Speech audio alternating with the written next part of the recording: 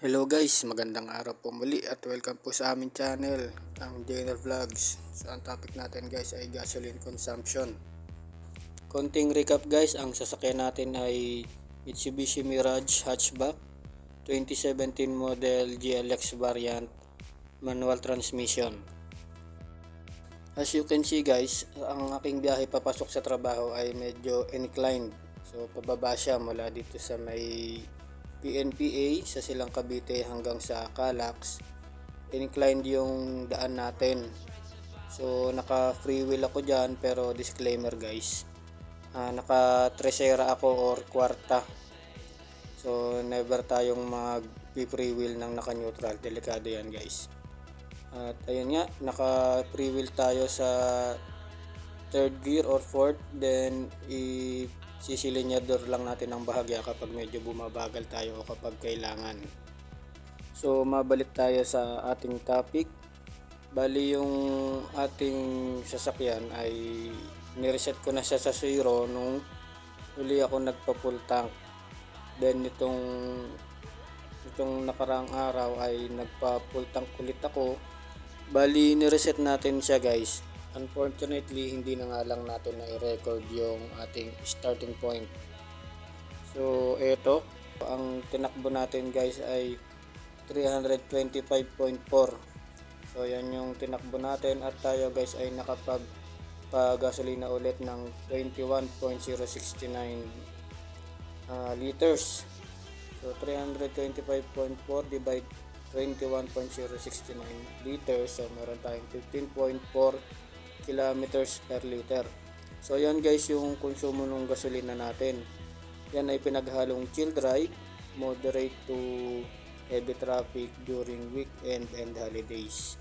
Pero guys, another disclaimer, no, walang aircon yan. So pumapasok kasi ako 7 ng umaga or pumalis ako ng bahay ng 6 AM, then umuwi ako ng past 7 PM. So hindi ganun kainit yung daan, kaya hindi ako nag-aircon. Bali nag-aircon lang ako guys kapag umuulan or masyadong mainit. Siyempre kapag umuulan, kailangan natin kontrahin yung lamig sa labas para maiwasan yung moist sa loob. Kailangan nating i-on yung aircon. So doon lang yung time na nag-aircon ako. Ang tanong, so tipid ba yung ating sasakyan sa gasolina? Oo guys, tipid siya kapag walang aircon, syempre. Syempre kapag nakabukas yung aircon ay malakas siyang kumonsumo. So bali nung nakaraan ay tinry ko na rin siyang i-compute. Di ko lang na-record yung mga mileage. Pero sa tansya ko ay tumatakbo tayo ng 11 to 12 kilometers per liter kapag bukas yung ating aircon or less.